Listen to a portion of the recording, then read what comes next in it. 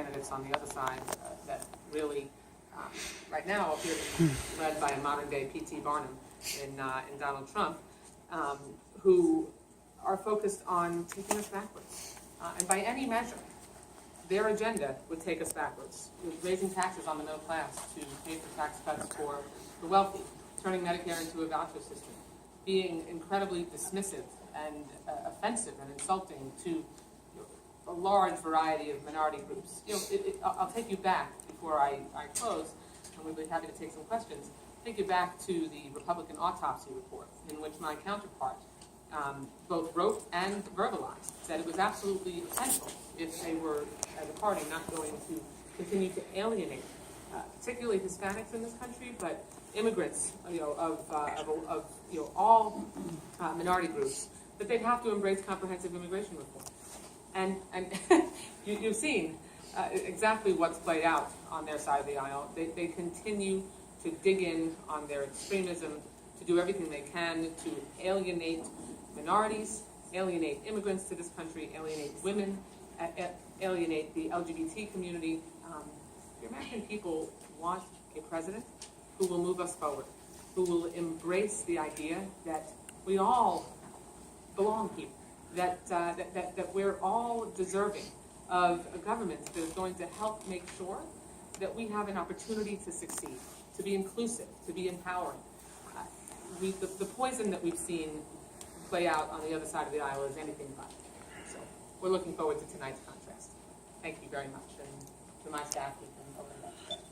Congresswoman, could you explain to us why, what you might have told, or what your staff might have told Congresswoman Gabbard? We're here to talk about the issues that we've been talking about this afternoon. So we're happy to take questions about that. We can talk about Republicans, we can talk about Democrats. We're talking about the contrast and the debate, and the focus of tonight's, the focus of today is on our candidates, and that's what we're here to answer questions about. Yes.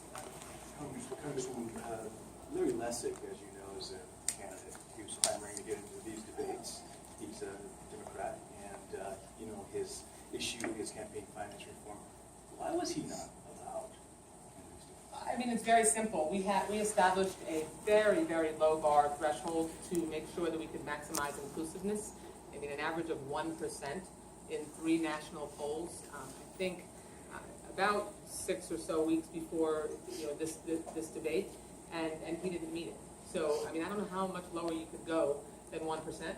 So, if he does eventually meet the threshold as we move forward with establishing thresholds as we go forward, any candidate that meets the threshold will be included. On a scale from 1 to 10, how much do you expect this issue of campaign finance reform to be part of? Oh, I mean, all of our candidates embrace campaign finance reform wholeheartedly. All of them, I believe, in one form or another, have absolutely excoriated Citizens United, talked about how poisonous the infection of dark money has been on the democratic process, and that is also in stark contrast to all of the Republican candidates who support the status quo. And by the way, it was Republican-leaning groups that Citizens United is a Republican conservative organization. They're the ones that caused this mess in the first place, and essentially have allowed money to drive the choices that are made in elections rather than the voters. Hi, I'm Bill Hearns from Let's Talking About It. Could you say something about the Affordable Care Act and people's immigration status? I'm sorry, repeat the question? People have different immigration status, immigrants, and are any of these people covered by the Affordable Care Act? No. Or are there any plans to do that?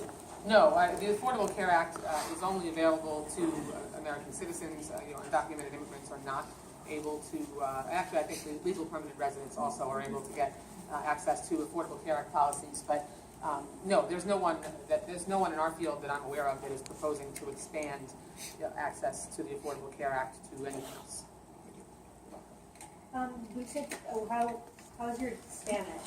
Is it good? Can you, yes. Okay, can you tell me the same thing, like what would immigration reform mean to you in Spanish? I'm from Univision. Okay. Soy una dreamer que llegué a los Estados Unidos llegué al estado de Nevada cuando tenía 11 años. Llegué el día después de Navidad.